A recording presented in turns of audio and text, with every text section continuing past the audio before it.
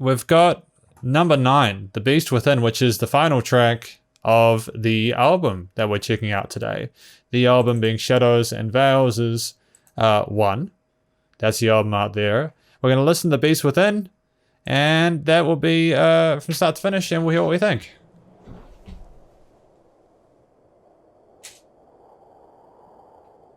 He's been on somewhere. His cage is being rattled. The cage is being rattled. He feels his life has no meaning.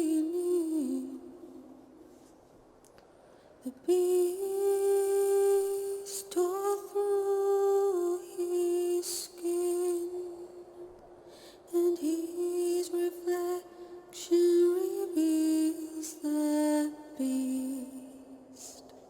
Oh. Beast within, he shreds his skin. He walks down the dark and lonely road. The beast within is all he sees, but everyone sees an angel underneath. He gets his power An angel from underneath. sitting in a dark room. All he ever wanted was for someone to give a damn. 1,000 twisted thorns twisted in his side and carry a heavy burden upon his back. The beast within, he shreds his skin. He walks down the dark and lonely road. The beast within is all he sees, but everyone sees an angel underneath.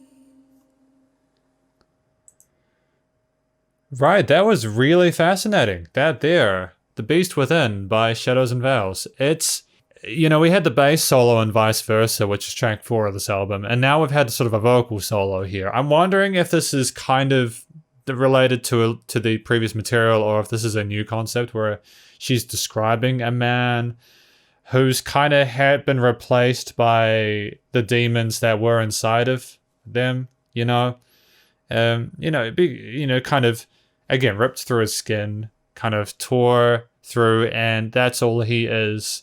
On the surface is a horrific entity, but other people know that he can be a lot better than he is. And there's a lot of sort of, it gets a bit tricky. You can take it literally and talk about like sort of like a mythical beast or something like that, or like sort of the fantasy kind of vibe where like you have like monsters and people like turn into like werewolves and stuff like that.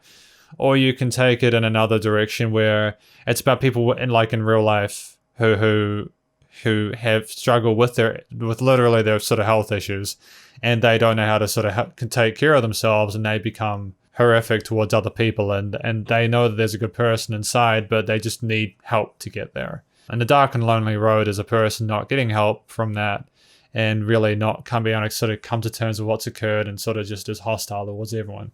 Because no matter how good they are inside, it's what they do that is what is seen. But even if people know they're, you know what I mean? Like that was, it was like, it sounded like she was sort of singing in a forest. She was beside that man, watching that beast walk away into the darkness, kind of to never be seen again. It's a very sad kind of thought to think about, and it's a very somber way to end an album like this.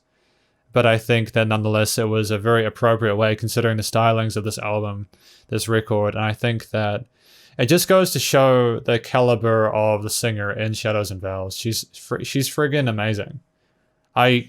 I know she can sing. I know she can hold a note. She's got really good technique, and the texture of her voice in combination with just the emotions portrayed and the storytelling is very vivid.